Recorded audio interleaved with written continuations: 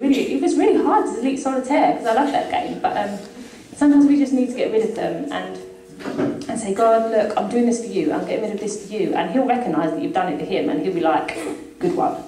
But yeah, sorry, I don't know where I am. Yeah, and he doesn't.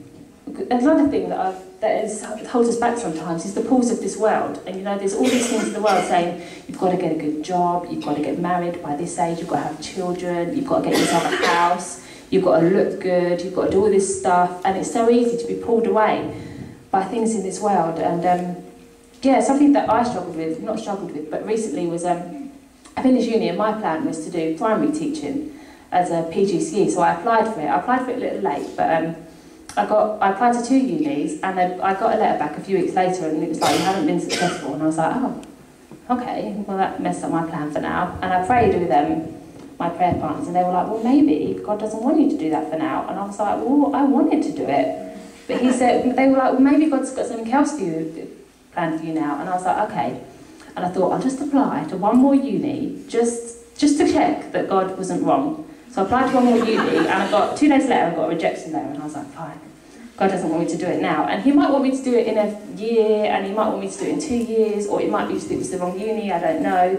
But yeah, that's something I had to let go of, and it's something that I'm praying about at the moment, because I don't know what I'm going to do next. And yeah, it's something I just had to give to God, and I had to say, look, I'm prepared to lay down my plans for you, God. And sometimes we find ourselves just about clinging onto the cross, and you know, sometimes we find ourselves, we're just about there, and we seem so close to God, and yet we seem so far because we've got all this stuff in the way.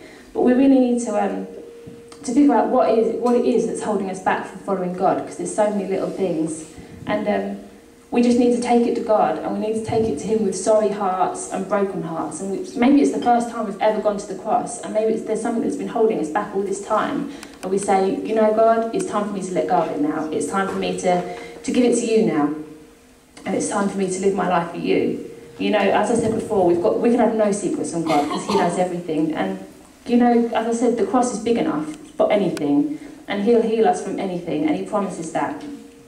You know, to help us, we can study how Jesus did it, because that's what it says in Hebrews as well, and it says every day just study how Jesus did it. Don't study how that person over there's done it, because they haven't been perfect all the time. Don't study how that person's done it, because they haven't done it right all the time either. Study how Jesus did it. And you know, maybe read the gospel or something just to see how Jesus did it, just to see how every day he said, God, this is for you. Because living our lives for God isn't just once saying, God, this life's for you, and then getting on with it. It's about every single day saying, God, this is yours. I'm going to go to work, and it's going to be for you. I'm going to come home, and it's going to be for you. And I'm going to go out this evening, and whatever I do this evening, it's going to be for you. And like I said, it's scary. But in the end, is it an okay finish?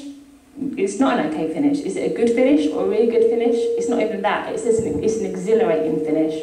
And I can't think of a better finish than that. And I can't think of anyone better to live for than God, because I can't think of anyone that will love me more than God. And I can't think of anyone that will lay down their life for me than God. So, yeah, I'm going to read Hebrews again, and I just hope that it inspires us just to lay down the things that are holding us back and just take them to God. Do you see what this means? All these pioneers who blazed the way, all these veterans cheering us on. It means we better get on with it. Strip down, start running, and never quit.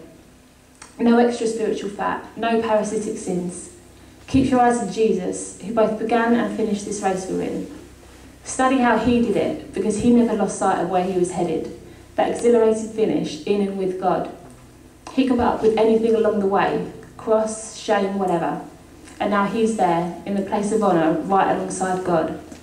But when you find yourselves flagging in your faith, go over that story again, item by item, that long litany of hostility he ploughed through, and that'll shoot adrenaline into your souls.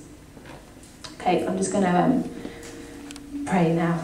God, I thank you that we do have someone that loves us so much that they lay down their lives for us, and that however imperfect we are, God, that you really want us to come to you, and it's not like it's not like you're holding anything back from us. We don't have to do anything to come to you, God. And I just thank you so much for that, God. And I thank you that you're the reason that we're running this race, and that you're the reason that we lay down everything in our lives for you. And I pray that if there are people here this evening that need to bring something to you, that need to lay something down at the cross for the millionth time or for the first time, or who need to come to you again, or need to come to you for the first time, Jesus, I pray that they do that this evening, so that tomorrow morning or this evening we can go, Jesus, this is for you. What I'm doing now, this is for you. And I pray that you'd speak to us now, Jesus, about if that's us, and if there's anything that whether we know it or whether we don't know it, if there's anything we're holding back from you.